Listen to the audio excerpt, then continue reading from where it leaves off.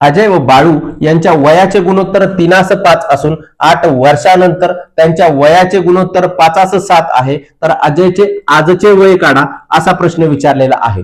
पहा विद्यार्थी मित्रांनो, स्पर्धा परीक्षेमध्ये यश जर मिळवायचं असेल तर अभ्यासात जशी सातत्यता महत्वाची आहे त्याचप्रमाणे गणितासाठी तुम्हाला शॉर्ट ट्रिक शोधणं महत्वाचं आहे। त्यासाठी तुम्हाला पेजला लाईक करा, सबस्क्राईब करा, जेणेकरून नवनवीन शॉर्ट ट्रिक तुमच्यापर्यंत लवकरात लवकर पोहोचतील। तर चला तर मग करूया हे गणित कशा पद्धतीनं सोडवायचं आहे। काय दिलेलं आहे, अजय आणि बाळू, हे अजय आणि बाळू लिहून घ्यायचं आहे। त्यांचे गुणोत्तर प्रमाण काय म्हटलेलं आहे, पहिलं 3:5, दुसरं काय आहे 5:7। दोन्ही गुणोत्तरातील प्रमाणातील फरक किती दिलेला आहे, 8 वर्षाचा।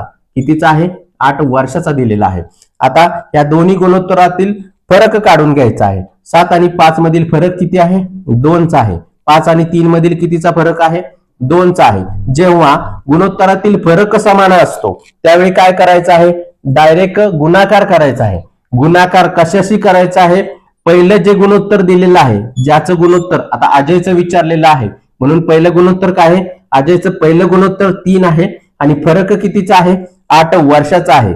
पहिल्या गुणोत्तराशी त्याचा गुणाकार करायचा आहे म्हणून 3 गुणिले 8 केलं, किती आलं, 24 आलं। आता 24 हे आपलं उत्तर पूर्ण झालेलं नाही, त्यासाठी काय करायला लागणार आहे, 24 ला 2 ने भागावं लागणार। 24 ला 2 ने का भागलं, तर गुणोत्तरातील फरकाने त्याला भागायचं आहे। गुणोत्तरातील फरकाने त्याला जर भागलं तर किती आलं, उत्तर हे 12 आलं। म्हणजे अजयचे आजचे वय किती आहे, अजयचे आजचे वय हे 12 वर्ष आहे। आता बघा, गुणोत्तरामध्ये जेवढा फरक येईल आणि जेव्हा फरक समान असेल तेव्हा ह्या पद्धतीने गणित करायचं आहे।